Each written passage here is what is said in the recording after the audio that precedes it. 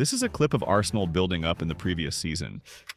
A slow, methodic approach where the team would often recycle the ball from flank to flank, waiting for gaps to appear in the opponent's shape. Now, take a look at how they build up this season.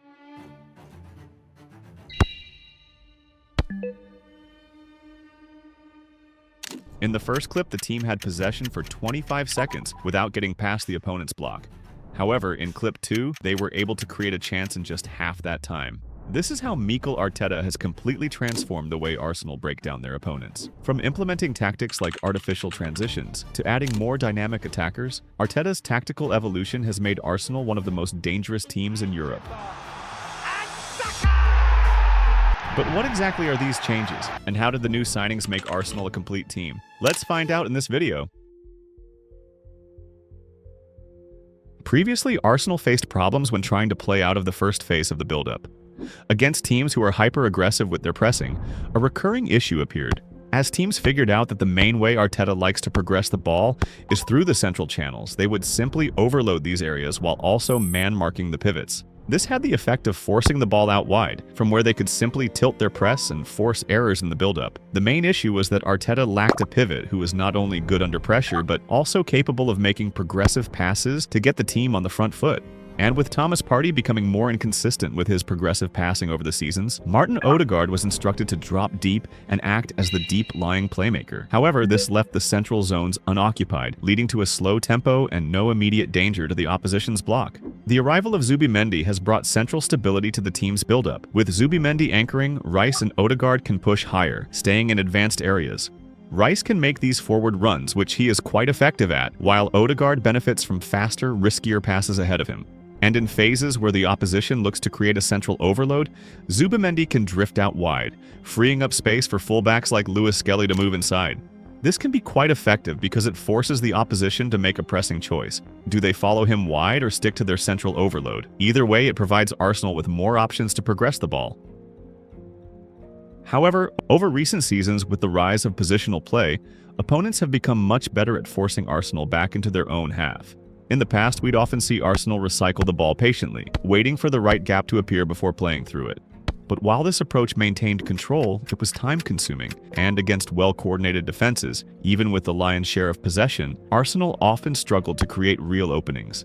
That's why managers like Mikel Arteta have started adding new dimensions to their team's build-up play. Option 1. Play through the press. If that doesn't work, Option 2. Play over it. For example, Arsenal now use overloads to lure the opposition to one side of the pitch. The idea is simple. Draw the press in, then quickly switch play to create 1v1 situations for the wingers on the far side. And with the addition of a more traditional target man, we're seeing more direct long passes, an effective way to move the ball into dangerous areas instantly. However, against teams with strong aerial dominance, this can become less effective. So when that happens, Arteta turns to Option 3, pulling the opposition's press apart. To do this, he's adopted some ideas from Roberto De Zerbi. For example, if the opposition forms a compact mid-block, Arsenal's center-backs split on a staggered line. This setup provokes the press. They'll play quick bounce passes into midfield to attract attention, and once the press is engaged, Arsenal drops slightly deeper. This movement forces the opposition to commit forward, and that's when the space between the lines opens up. A quick vertical pass then catches the backline completely exposed, almost as if Arsenal were counterattacking from open play.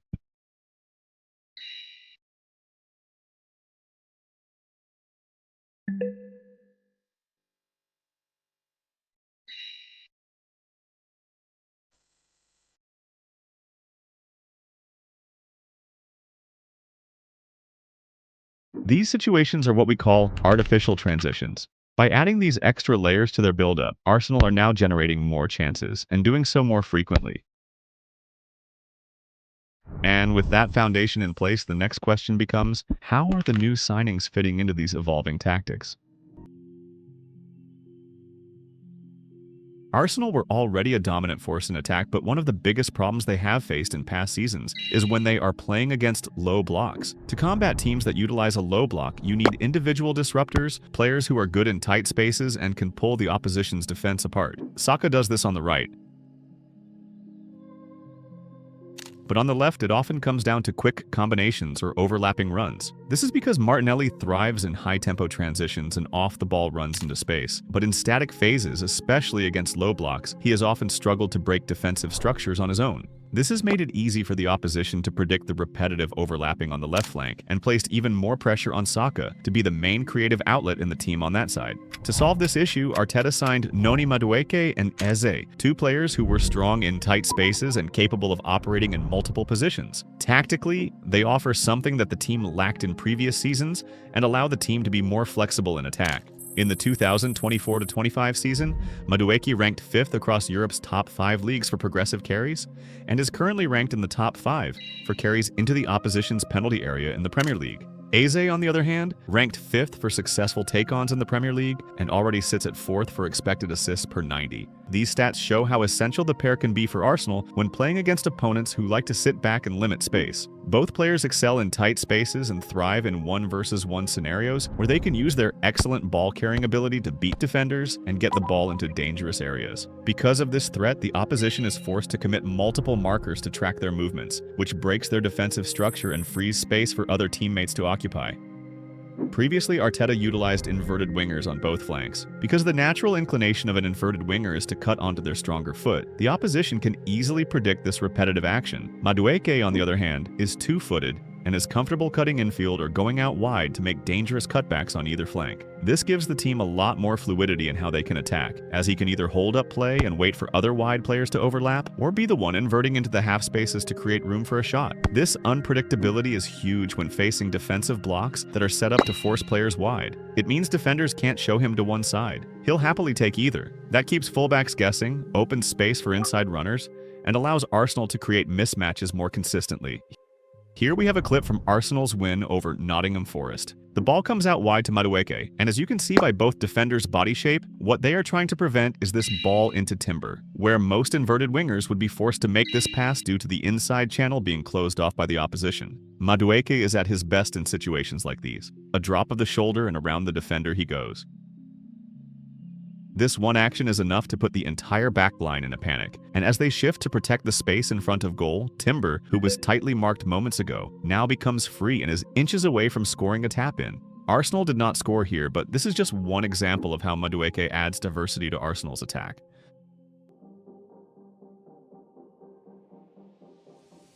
For many seasons now, Arteta has been looking for the perfect number 9 to fit his tactics. One player who can lead the line, break low blocks, and deliver goals when it matters most.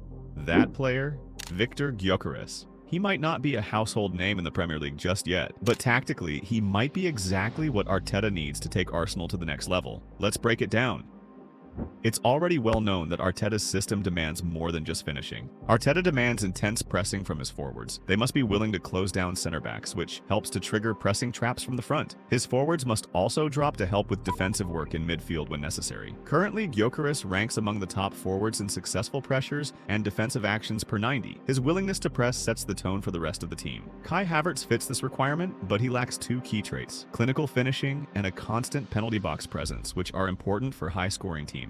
Gyokeres fixes this problem. As mentioned previously, Arsenal's biggest struggle in previous seasons was scoring against a low block. Gyokeres thrives in tight spaces. His ability to receive the ball with his back to goal, combine in crowded areas, and drift into the wide channels while drawing defenders out of position makes him ideal against low blocks. With Gyokeres occupying the center backs, the wingers can drift into pockets and take on fullbacks 1-versus-1. In this way, Arsenal can unlock defensive blocks with ease using quick combinations in advanced areas. Odegaard, meanwhile, benefits from a striker who stays high and pins the line, as this keeps the midfield connected and opens zone 14 for Odegaard to operate.